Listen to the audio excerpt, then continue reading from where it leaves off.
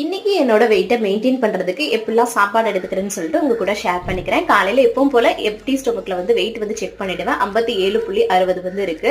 அதுக்கப்புறமா காலையில empty ஸ்டொமக்ல warm water மட்டும் தான் குடிச்சேன். காலை பிரேக்ஃபாஸ்ட்டுக்கு 2 தோசை, அது கூட மல்லி சட்னி வச்சு எடுத்துக்கிட்டேன். அந்த மாதிரி தோசை, இட்லி இதெல்லாமே சாப்பிடுவேன். அளவா சாப்பிட்டுப்பேன்.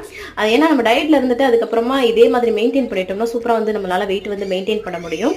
மதிய லஞ்சுக்கு பாத்தீங்கன்னா இங்க உள்ள பிரியாணி வாங்கிட்டு வந்திருந்தாங்க. அதுவும் அது கூட சிக்கன் பீஸ்லாம் வச்சு கொஞ்சம் கிரேவி வச்சு எடுத்துக்கிட்டாச்சு. ஈவினிங் ஸ்நாக்ஸுக்கு நேந்திரம் சிப்ஸ் எடுத்துக்கிட்டேன். நைட் டின்னர் 6:30 மணிக்கு எடுத்துக்கிட்டாச்சு. 2 சின்னதா சப்பாத்தி, வெள்ளரிக்காய், அதுக்கப்புறம் பன்னீர் கிரேவி வச்சு சூப்பரா சாப்பிட்டாச்சு.